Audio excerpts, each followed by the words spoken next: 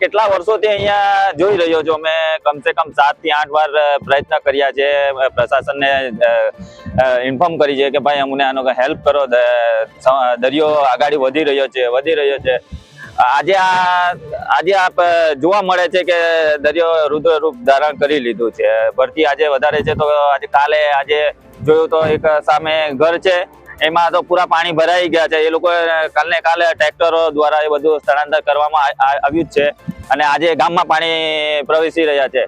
મીઠા કુવાઓ બધા ખરાબ થઈ ગયા છે, ખેતીલાયક જગ્યાઓ બધી વિફળ થઈ ગઈ છે। એટલે પ્રશાસનને અમારી નમ્ર વિનંતી છે કે આ બોરસી ગામનું અસ્તિત્વ જાળવવા માટે આ લાસ્ટ વર્ષ છે, પછી જો એના યોગ્ય પગલા નહીં લેવામાં આવે તો પછી બોરસી ગામનું અસ્તિત્વ મુશ્કેલમાં મુકાશે। આ ગામની બહુ ખરાબ પરિસ્થિતિ છે અમારી। અમે કેટલા વર્ષથી અહીંયા છે, 6 વર્ષથી અહીંયા રહેતા હતા, પણ આજે આ 2 વર્ષથી જ આ પાણી આવે, કોઈ વરસ આવતું નહીં।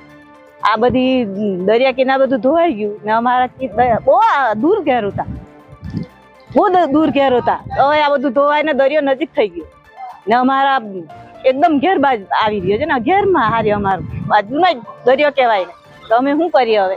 પરિસ્થિતિ તો આ મેં તમને બતાવી, તમે જોઈ જ છે। આ હાલ આ પાણી ગામમાં ઘૂસી ચાલ્યું, અત્યારે આ પાછળથી છે, હવે આ ચાલ્યું ગામ તળાવમાં પાણી જવાનું, હવે પીવાનું પાણી અમારે ગામ તળાવના કૂવામાંથી જ આવતું છે। તળાવ જ ખારો થઈ જવાનો તો પછી પીવાનું પાણીની અમને તકલીફ પડવાની। આ તળાવ જો ખારા પાણીથી ભરાઈ જાય તો અમને છે ને ખેતી કરતા છે, અમે એક જ વારનું ભાત પાકે છે અમારું આ વરસાદના પાણીથી। હવે તે ક્યારેય બધી વહેલું થઈ જવાની, ખારા પાણીથી બગડી જવાની, તો પછી અમે શું કરવાના ગામના લોકો? અમે પ્રોટેક્શનની વોલની બહુ વર્ષોથી માંગ કરીએ પણ નથી બનાવતા। અમારી તમામ માહિતીથી અપડેટ રહેવા માટે જોડાયેલા રહો S9 ન્યૂઝ સાથે।